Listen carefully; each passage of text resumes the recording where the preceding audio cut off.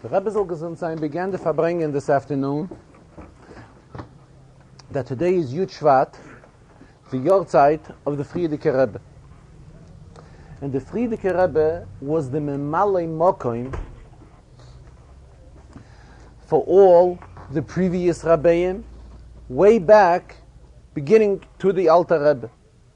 Memalei Mokoim is an expression in Hebrew for one who fills in for someone else. So the Rebbe stressed many occasions, and explained it today as well, that when we use the term Memalei Mokoim, if, for example, now that we're talking about the Frierdiker Rebbe, and after his father, the Rebbe Nishma Seiden, passed away, he filled in for him. So, being that every expression is extremely accurate, we say Memalei Mokoim. He's filling his place. So in other words, he is no way any smaller or less than the previous Rebbe, but he's filling the same capacity which the Frierdiker Rebbe, in other words, the Rebbe before him had, the identical capacity this Rebbe is filling. And talking about the Frierdiker Rebbe, he was Memalei Mokoim for his father, the Rebbe Rashab, who in turn was Memalei Mokoim for his father, the Rebbe Marash. So this really traces back all the way to the Alter Rebbe.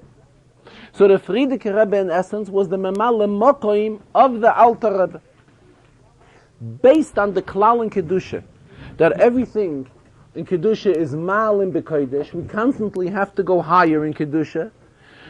This takes us a step further, that not only was the Frierdiker Rebbe a Memalei Mokoim for the previous Rabbeim, but he also went a step further than that, being in Kedusha everything must be Malim B'Kodesh, so he went a step higher than his predecessors as well. And as the Rambam describes what is the inyan of a melech, which this is actually what a Nasi is, the Rambam describes that a melech is Libon Shel Yisrael. He is the heart of Klal Yisrael. And just like we realize and understand the importance of a heart, as the expression in Chazal is, Liba Polig L'chulhu Shaifen, the heart gives strength and spreads to all the Eivarim, to all the parts of the body.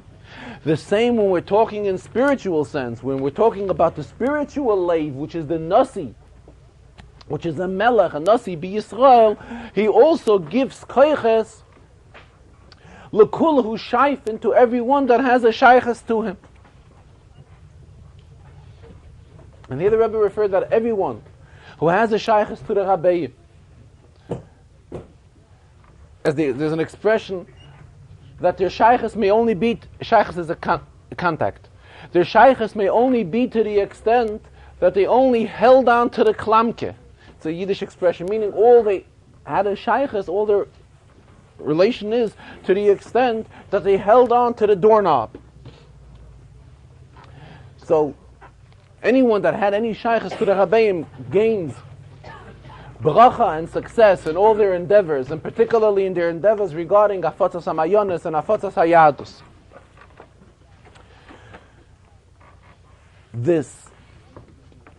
The place where the Yud Shvat Farbrengen is taking place is extremely appropriate to Yud Shvat, because this is the place where the Frierdiker Rebbe lived and learned and davened and spread Yiddishkeit for the last 10 years of his life.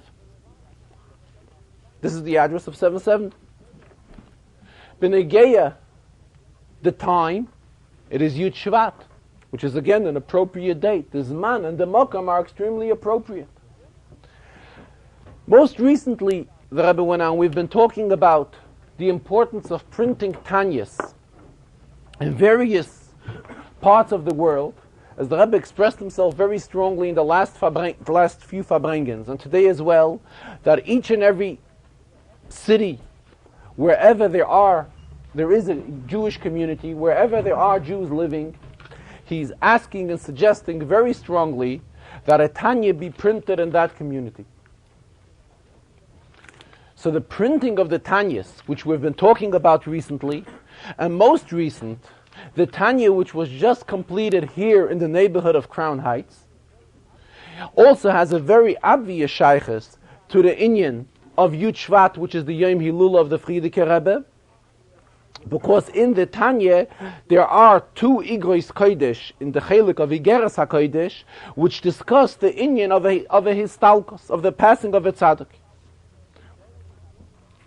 Though the children of the author, the Bnei HaMechaber, the children of the Alter Rebbe, write that when the Igrois Kodesh, the part of Tanya of Igeres HaKodesh, they are composed, put together, not any special sequence, the letters as they are arranged.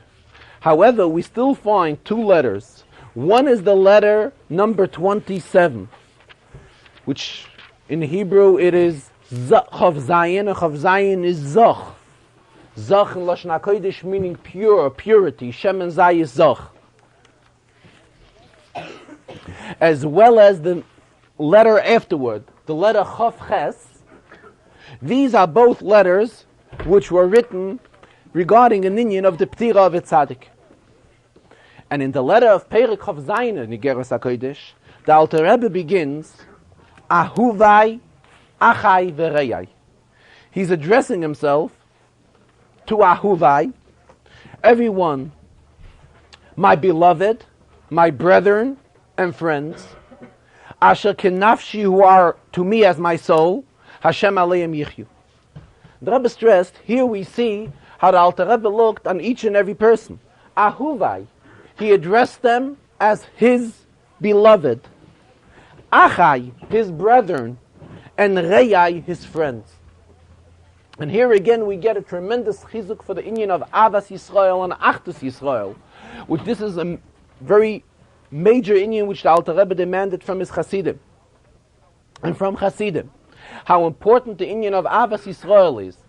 And as the Rebbe keeps on stressing recently, not only Avas Yisrael, but Achdus Yisrael, a total unity of amongst each and every Yid. And we see this here as well in the letter from the Alter Rebbe, how he's addressing a letter written to residents in Eretz Yisrael, Ahuvai, Achai, Vereyai. This is actually what the Mishnah says, that each and every Jew has to be Metalmidav Shel Aaron, Oyev Shalom, Veroidev Shalom, Oyev Esabriyos, Umekarvan LaTorah. We have to follow the footsteps of Aaron HaKohen. Just like Aaron loved and chased after Shalom, after peace, we as well have to do the same. Then the Mishnah tells us that Aaron was an Oyev Esabriyos. He loved all those who were created. So Hasidus stresses, why does the Mishnah express itself, Aaron was an Oyev Esabriyos? The Mishnah could have used the expression that Aaron loved Yidden, Aaron loved people, Oyev Anoshim, Oyev Yisrael. Why is the Mishnah characterized the love of Aaron to each and every Jew in a way of Oyev Esabriyos? He liked those who were created. So Hasidus stresses that the love of Aaron to each and every Jew was to such an extent that if a person, for whatever reason, did not possess any milos, any great inyanim, any great qualifications, any outstanding qualifications within him, the mere and only fact is that this particular person was created by HaKadosh Baruch Hu. And Aaron, as well as anybody else, was not able to identify in this person any other qualifications. So the Mishnah tells us that we have to follow the instructions of Aaron HaKohen to be an Oyev Shalom, Veroidev Shalom, Oyev Es Habriya, is to love each and every Jew, even though we do not see any advantage in him other than the fact that he's a Briya. Then the Alter Rebbe continues in this letter. He's addressing himself to Ahuvai Achai Vereyai, and as well V'tze'etzo'eyem itom, and also their children with them as well. Here the Rebbe referred to an inyan which he spoke in the Farbrengen of a few weeks ago regarding the expression of tze'etzoyim. Tze'etzoyim really means one's children. So the Alter Rebbe, he's expressing himself, he's writing to his Ahuvai Achai Vereyai, his beloved brethren and friends, as well as to their children. And being that every word by the Alter Rebbe is extremely accurate, the Alter Rebbe is expressing himself, V'tze'etzo'eyem, their children, itam, together with them. In other words, the Alter Rebbe is addressing them and their tze'etzoyim all on one level. Not the pshat that their tzetzoyim, their children, are a madrege further than them, but tzetzoyim are itam on the same level as they are. Baruch Hashem heima me'ata v'adoilo. However, how is it and when is it that the tzetzoyim, the children of one person, are on the same level with him?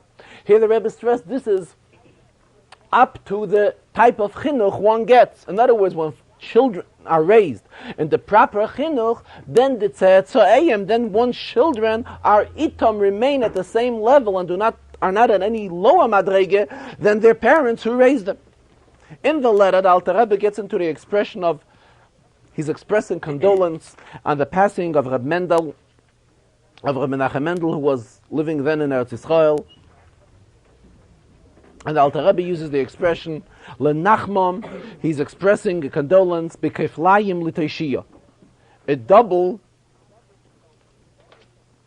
condolence, kefil. The Rebbe based on this, that being that the Alter Rebbe was outstanding, a goyen in Nigla the Torah, a Paisik in Nigla, as well as a Paisik in Chassidus. The Alter Rebbe was an authority in Nigla the Torah by the Shulchan Aruch that he made, which by that the Alter Rebbe is the Paisik in Nigla the Torah, as well as in Pnimiyus HaTorah. As the Alter Rebbe is known by the title the Baal HaTanya v'HaShulchan Aruch. So therefore the nechama which the Alter Rebbe is expressing is also a double nechama. It's a nechama b'kiflayim l'toishiyah. After the Rebbe finished this whole inyan, this afternoon's Farbrengen, and expressing the greatness of the Tanya, which was just printed, the Tanya in Crown Heights, and the Rebbe actually finished the Sicha already. Right then after, and the Rebbe began explaining that the name of this neighborhood is Crown Heights. And this name was such even before the Frierdiker Rebbe moved into this neighborhood and became the More da Asre of this neighborhood. Obviously, this is a name which was selected by Goyim when the Goyim chose a name for this area. However, we must say that there is a deeper meaning in the expression of Crown Heights. Crown obviously means a keser, a crown. If we want to look for an inyan in Torah that has a shaykhs to a crown, to a keser, it's a Mishnah Pirkei Avos. Mishnah Pirkei Avos tells us shloisha ksarim heim, that there are 3 crowns. There is a keser Torah, there's a crown of Torah, then there's the crown of Kehuna, and there's a crown of Malchus, there's a crown of kingdom. The Keser Torah, everyone has access to. Each and every Jew can have upon himself this glory, this crown, the crown of Torah. When talking about the greatness of Torah, Rabbi referred to a Chazal. The Gemara tells us that the Talmidei Chachamim in Eretz Yisrael, Chazal tell us, were very respectful one to another. Gemara uses the expression "Hayu noichim ze lo ze behalacha." When discussing a dvar halacha, though we know that when it comes to halachic matters, there is nothing wrong when there are differences of opinion between 2 Talmidei Chachamim. Everyone is entitled to his opinion.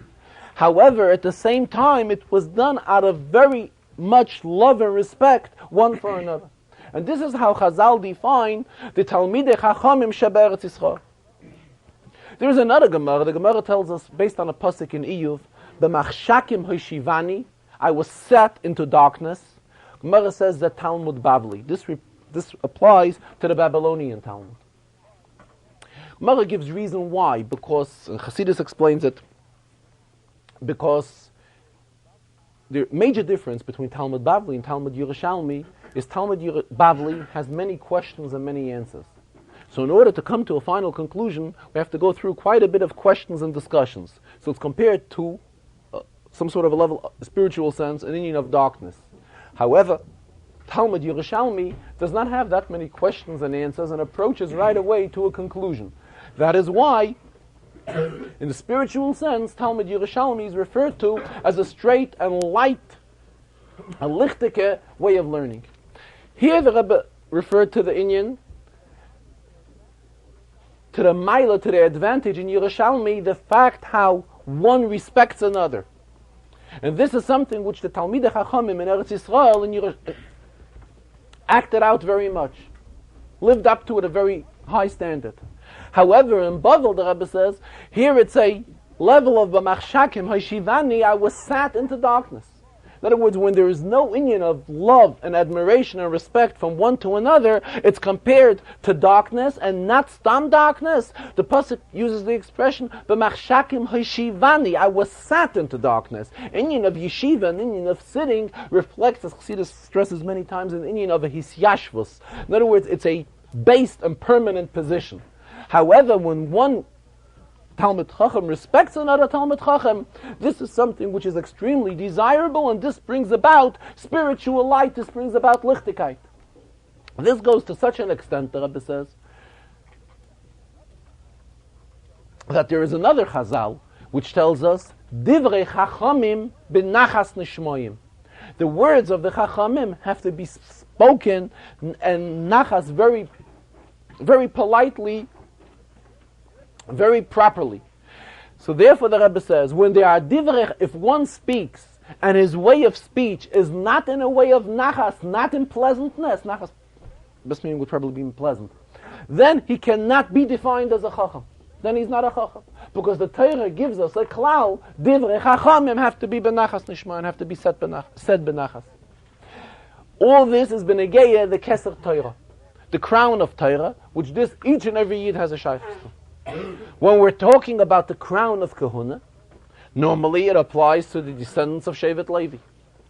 However, in the spiritual sense, as discussed earlier, the crown of Kahuna can also have a shaykhs to every yid, by every yid following the footsteps of Aaron HaKohen. As the Mishnah tells us, Havei mitalmidav shel Aaron, to be a disciple of Aaron, to follow his footsteps, to be an oyev shalom v'roidev shalom, love peace and chase after peace, to extend love to each and every yid. So this is also, by doing this, one can gain access to the crown of Kahuna. When we're talking about the crown of Malchus, this is already something which is limited only to Nasiim. And Nasi b'Yisrael, he's considered a Melech. So this is the inyan of crown.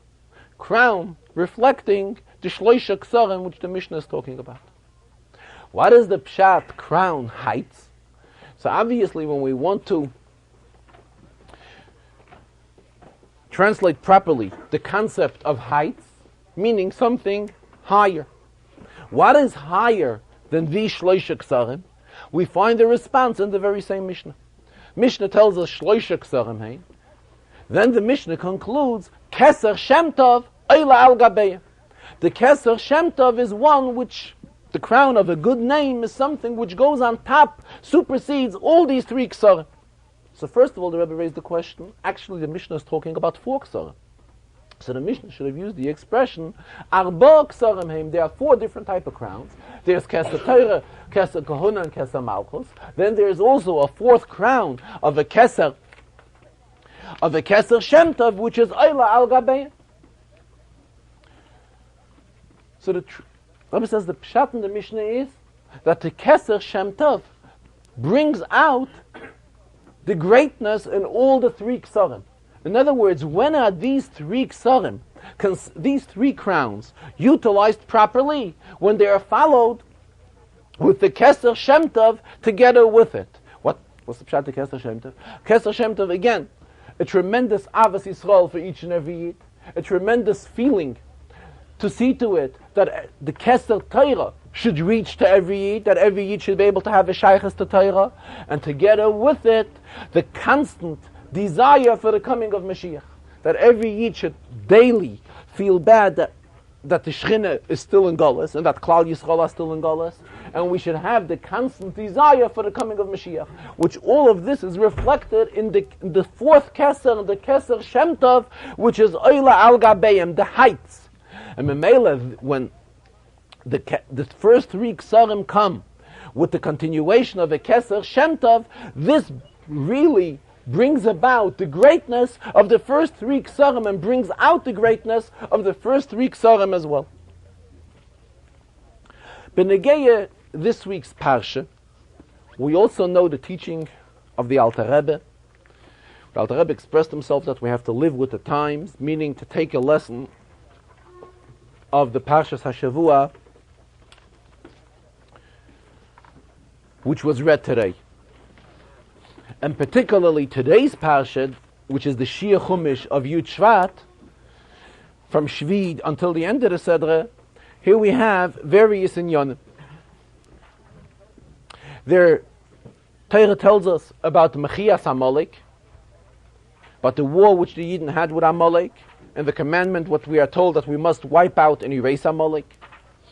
Where was it that Amalek had his war with the Yidden? Torah says, Vayove Amalek, Vayilochem im Yisrael b'Refidim, that he came and he had war with the Yidden in a place called Refidim. So Rashi comments, what is the meaning of this place, Refidim? Sherafu Yideyem midivrei Torah. This was a place where the Yidden let their hands loose from divrei Torah. And being that they let their hands loose from divrei Torah, that is why Amalek was able to be successful and start up with the Yidden.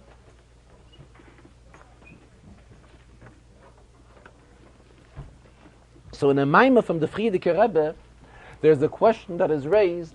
Actually, Torah is learned with mind, with intellect. Why do Chazal express themselves that the Yidden were Rafu Yideyem Medivrei Torah? The expression Chazal should have been Rafu Meicham or Roisham. They let their mind or head go from Divrei Torah. What shaykhs does Divrei Torah have to Rafu Yideyem Medivrei Torah? So as the Frierdiker Rebbe explains in that Maimah, what Amalek really wanted to accomplish was Yadayim is expressed in Mainse. When we want to express an inyan of an act, we talk it. An act is usually fulfilled through one's hands. What Amalek really had in mind, and what Amalek really wanted to do, he was not that much concerned whether the Yidden would learn Torah or wouldn't learn Torah. What he really wanted to do is Rafu Yideyem Medivrei Torah. The inyan of Yidden fulfilling mitzvahs, which this is expressed through a concept of Yad, this is what Amalek wanted to accomplish. He wanted to weaken the shaykhs from Yidden to Torah in the sense that Yidden should not fulfill mitzvahs as they should. And as the Rebbe explained today, the inyan of Yad, Bechlal and Halacha, shows anabailus, anabalabatischkeit. Ownership is expressed in Gemara through the concept of Yad, that it was one possesses something in his hand. What did Amalek want? Rafu Yideyem Medivrei Torah. He wanted the Yidden were possessing Torah. Yidden looked at Torah as a dear possession, something which they owned and was very dear to them. And this is what Amalek wanted to accomplish. Rafu Yideyem Medivrei Torah. He wanted to weaken that the Yidden shouldn't look at Torah as Torah is so dear, is so part and parcel of them. This is what Amalek had in mind to accomplish. Later, if in the Farbrengen, in fact, that is why we are told that there's a constant milchama l'Hashem b'Amalek doir, because we are told to wipe out Amalek, that there shouldn't even remain a zecher. There shouldn't be any little resemblance of Amalek, has to be totally erased and ignored. Why? Because this concept of Amalek is extremely dangerous to the existence of Klal Yisrael. Later in the Farbrengen, after saying a Maimer with the beginning of Basi Lagani, which is how the Yud Shvat Maimer always begins, the Rebbe referred to another inyan. He says usually it is a custom that on a day of Yotzeit a Siyum HaMesechta is made. Why? Because this is an inyan which is discussed in Halachas Svarim. Others claim that we are not allowed to celebrate on a day of a Yotzeit. So that is why we tie it together with a Siyum Mesechta. And when we tie it together with a Siyum Mesechta, so we also have what Chazal tell us, that when one makes a Siyum, Avidno Yoima Tova L'Rabbanan, we make a Yontif, we celebrate it. So B'Negeya, if Yud Shvat would fall out on a weekday, it is obvious that then we make a Siyum in the Yud Shvat Farbrengen. However, now today that Yud Shvat fell out on Shabbos, So the question arises, Shabbos, we're not allowed to express any inyan of avelus, any inyan of sadness in public. So if we were to make a siyum in today's Farbrengen, Rebbe says, why would we make the siyum? Because it is a Yom HaYortzeit. A Yom HaYortzeit, we're not allowed to do anything. We want to make it also a Gemara Shel Torah. We want to make a Yont. We want to do something which should allow us to celebrate, though it is a Yortzeit. But on the other hand, it's Shabbos. So Shabbos is, it's a mitzvah to celebrate Shabbos. So the fact that it's a Yortzeit, but it's still Shabbos. The Rebbe says he will discuss an inyan which deals with a siyum, but it is really not directly a siyum on a Masechta. The Rebbe said, spoke already at previous occasions, Benegei the inyan that when a Masechta is concluded, or especially when the Shas is concluded, there's an inyan in concluding b'toiv, to be Messiah b'toiv, to be Messiah with an inyan which talks about good inyanim. And if we look carefully, we will notice in many Masechtas and Shas, and many Svarim, Chazal were always careful to conclude b'toiv, to be Messiah b'toiv. If we were to look into the conclusion of Yerushalmi, which concludes with Masechta Nida, we do not find an obvious siyum b'toiv. We don't see that the siyum with what Yerushalmi concludes with is an inyan of toiv. Furthermore, Rebbe raised that we know in Bavli we have a Mishnah, and after the Mishnah we have Gemara. This is the usual way of all Masechtas. This is the same in Yerushalmi. In Yerushalmi, there is an exception. At the very end of Masechta Nida,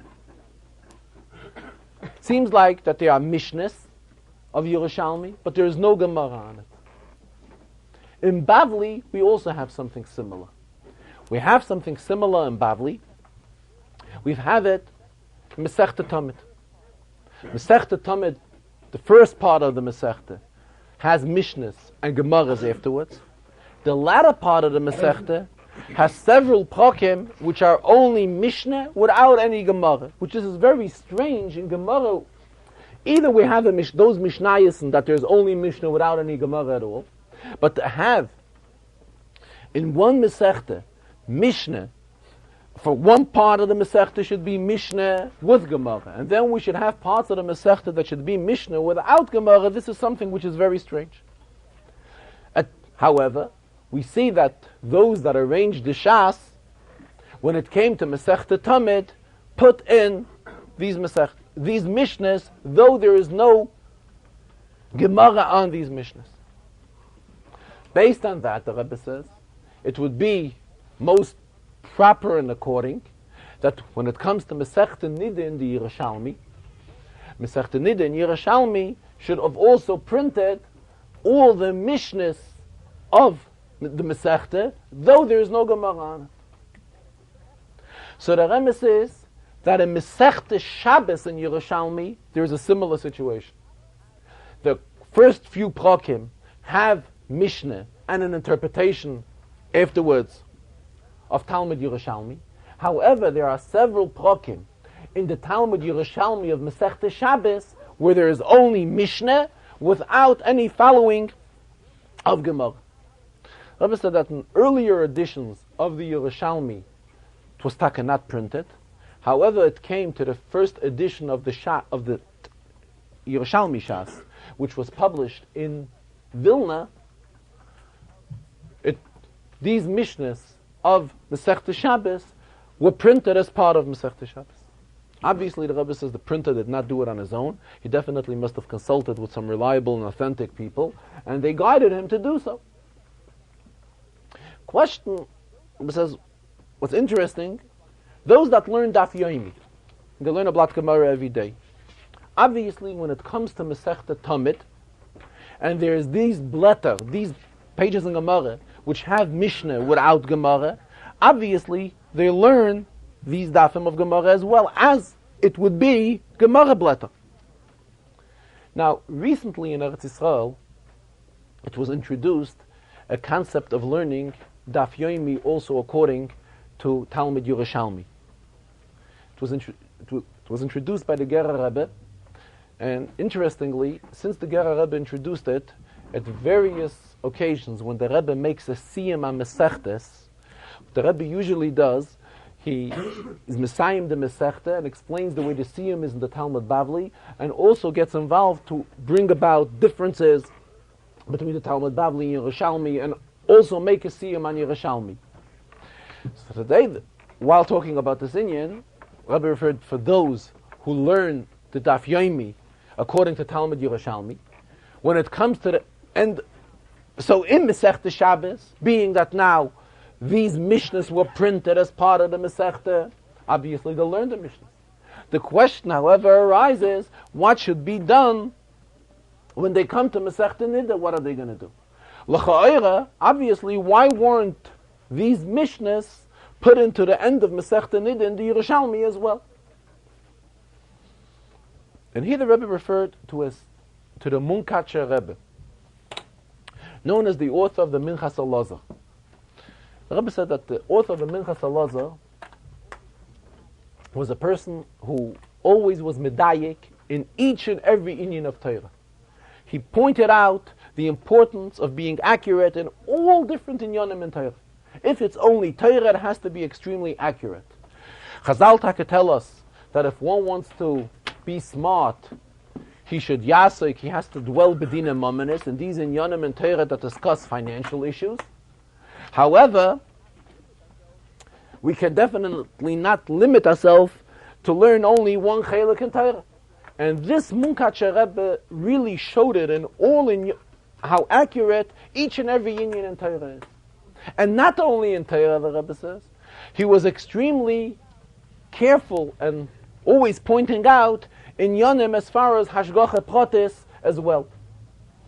The Rebbe said that when the Munkacher would travel, and in those days he would travel by train, so every train, those days as well as nowadays, every train is marked with a number. He would always pay attention to the number which was on the train which he would travel with, and always come up with some sort of an interpretation. What is the meaning of this number? And this, Rebbe says, corresponds very strongly to the Shitta of the Baal Shem Tov, how each and every inyan is a Hashgacha Pratis, and particularly the Frierdiker Rebbe, the Bali Lula of Yud Shvat, always stressed this great inyan, how we are supposed to find Hashgacha Pratis in each and everything. So interesting that there is a siyum, a conclusion from the Munkacher Rebbe, on Masechta Nida of Talmud Yerushalmi in his Sfarim. And there, he makes a siyum, and stellt sich the way Talmud Yerushalmi is concluded, not with the Mishnahs, but the way it's concluded only with that perek that still has Mishnah and Gemara in it, of Bavli, of Yerushalmi. And though the way Yerushalmi concludes with the Mishnah and Gemara, there is no obvious siyum of a davar taiv, does not conclude with an inyan which expresses something good, something favorable. It's strange, the Rebbe says, that the Munkacher does not raise the question why Taka doesn't conclude with a davar taiv, which is a question which he should have raised. And at the same time, we also see from him that he, Taka, does not suggest that the rest of the Mishnahs should also come on as a part of Masechta Nida in the Talmud Yerushalmi. However, something which is left for discussion, the Rebbe says that he feels that just like those Mishnahs were added on in the Masechta Shabbos of the Yerushalmi, the Mishnahs in Masechta Nida also have to be added on as part of the Masechta Nida in Talmud Yerushalmi, though there is no Gemara in the Talmud on it. Benegeya interpreting a Rashi in this week's Sedre,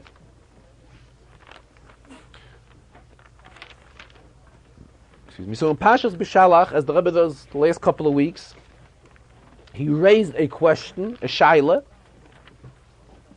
and did not get involved in explaining the teretz, and went back to last week's Sedre and explained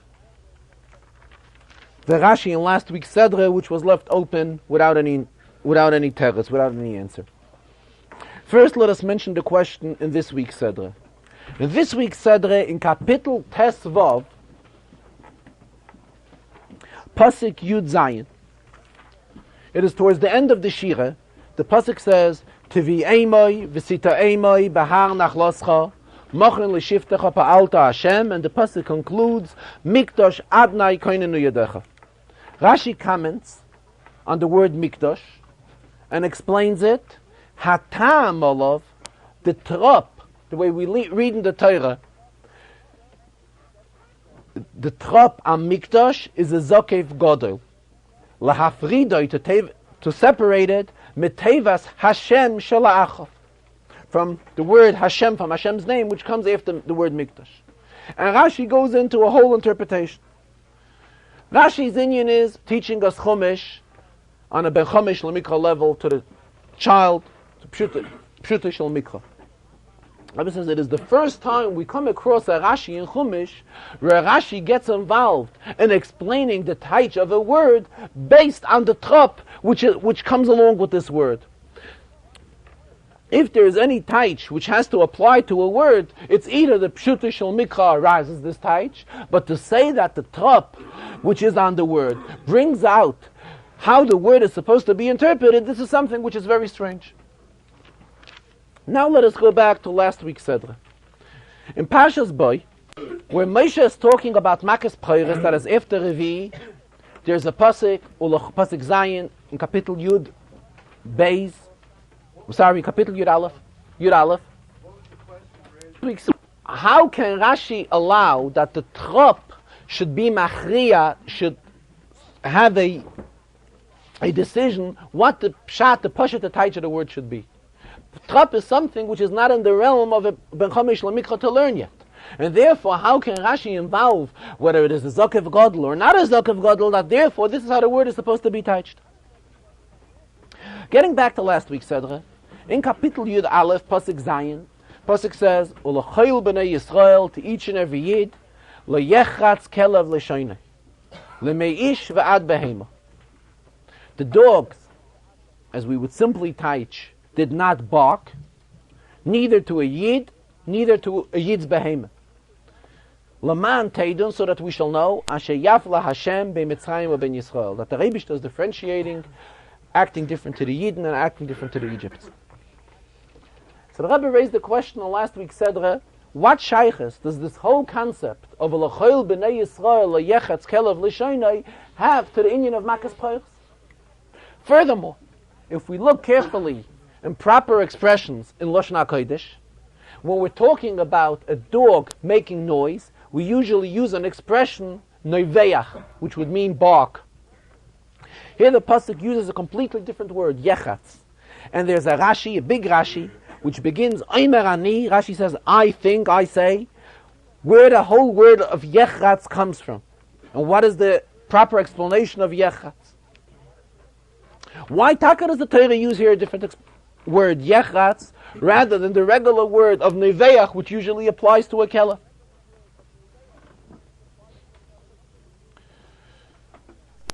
The Rebbe explained, the Rebbe said that throughout the week, he noticed that the various publications which are published by the yeshivas, the ha'oros u'biyurim, where talmidim and people tried guessing what would be a proper interpretation on this week's on this question.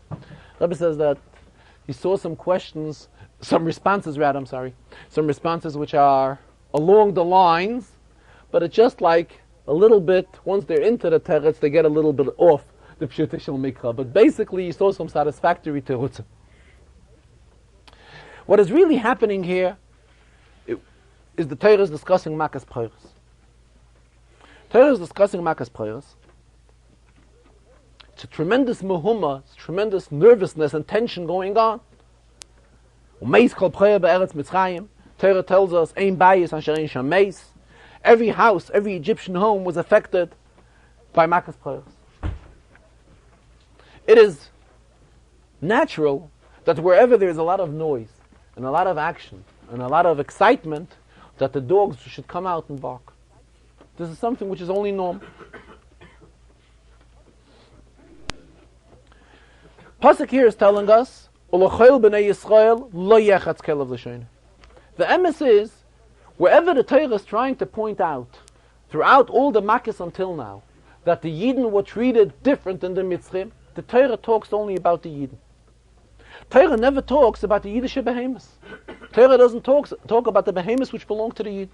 Here the pasuk adds on that the klovim, the dogs, lo yechatz, were not yechatz, neither to a Yid, neither to a Yid's behemoth. Why? Why was there a need for the Rebbeinu Shalom to also see to it that the dog should not start up with the Yiddish behemoths as well? The Rebbe is explaining it that there's a tshuva in the Radvaz. It's one of the poskim. And in that tshuva's Radvaz, the Radvaz discusses that when the Levana is b'milua, when there is a full moon, then the dogs go around and bark. That's what the Radvaz writes. Meila the Rebbe says a child who is learning Chumash is not supposed to know of this tshuva in the Radvaz, and definitely is not familiar with it.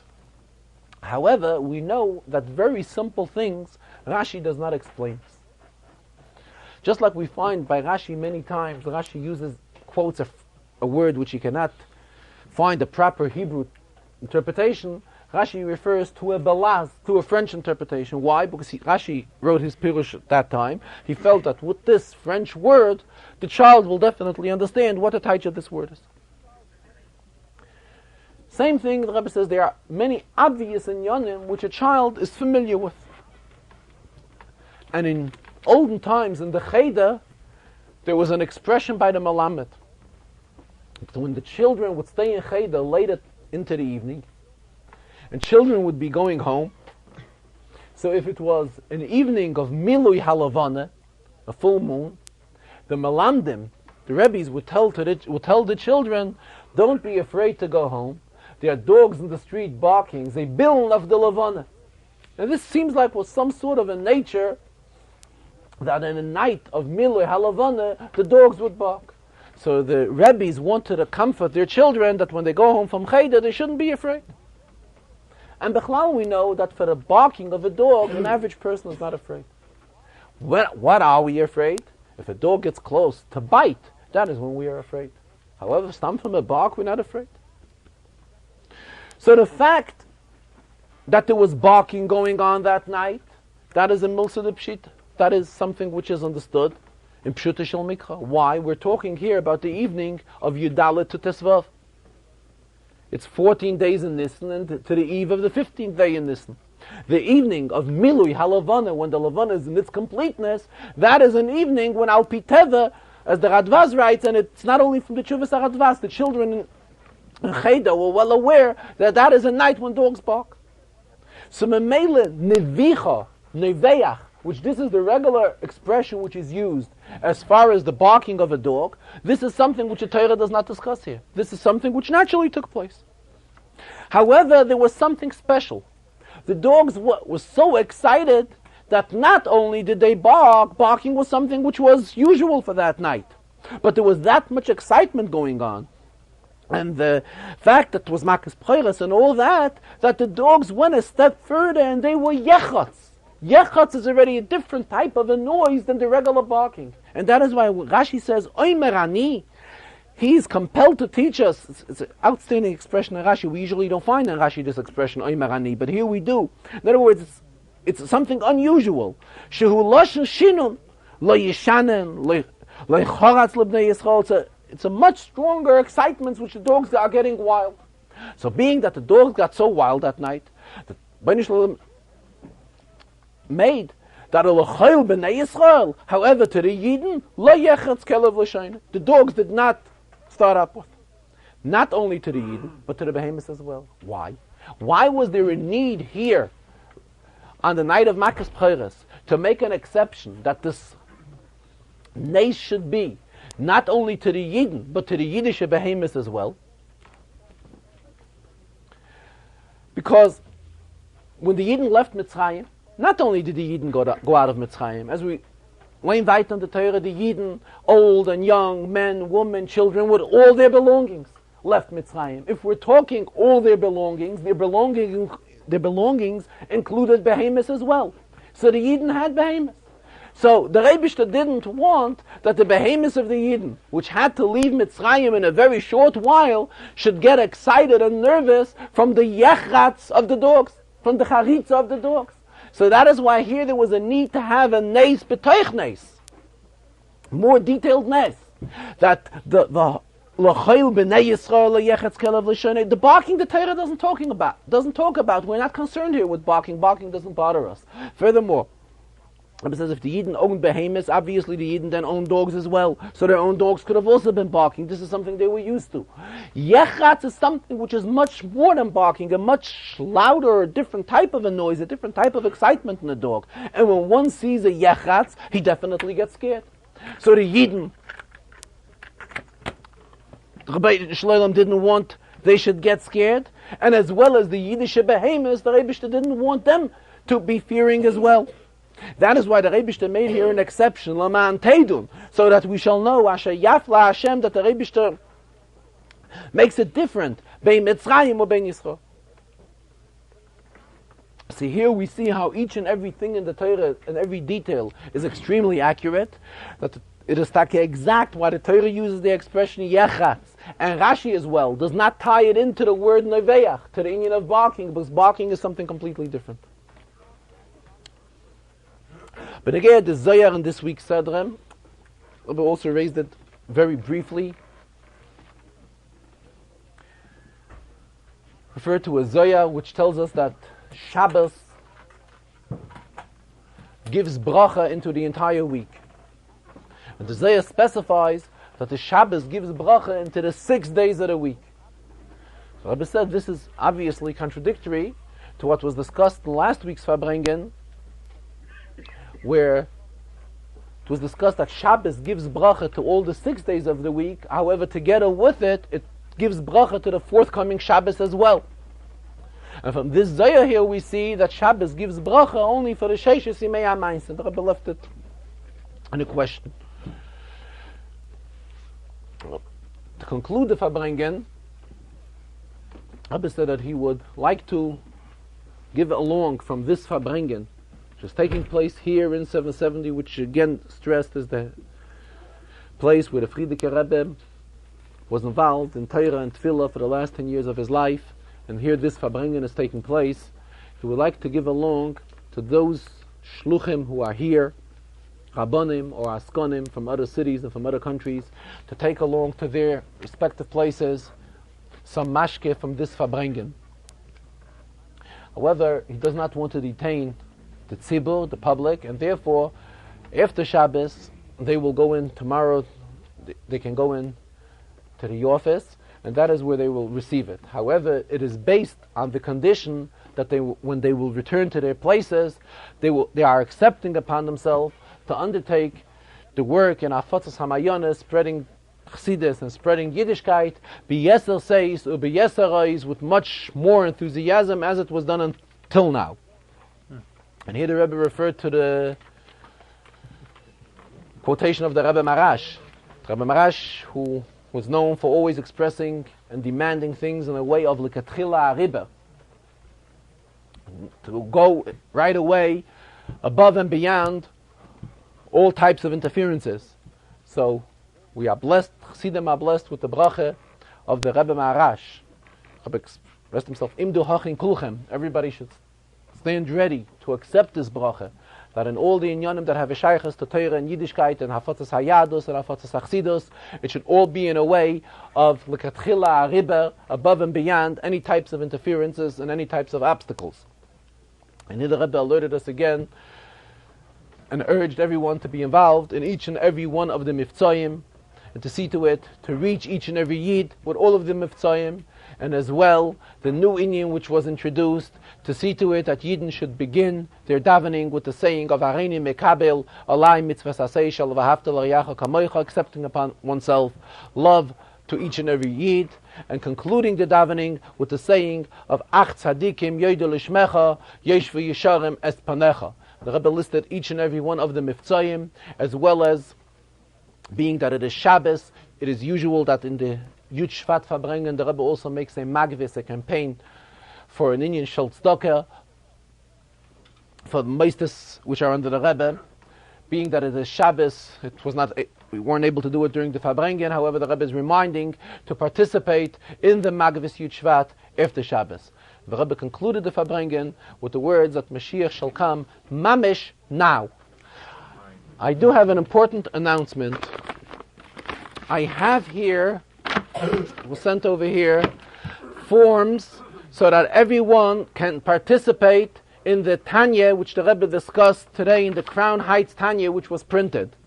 And when the Rebbe was notified last week about the printing of a Tanya in Crown Heights, the Rebbe immediately responded by sending out $2 single for his participation in the Tanya, obviously as a resident of Crown Heights for himself and for the Rebbetzin. So we have here forms where everyone can fill out his name and his mother's name with whatever amount one wishes to contribute. The forms can be returned to 770 to the Vad La'Fatza Sichas office, which is in the corner building 2 flights up, or to the Motel Chain from Empire Press. A gute Woche.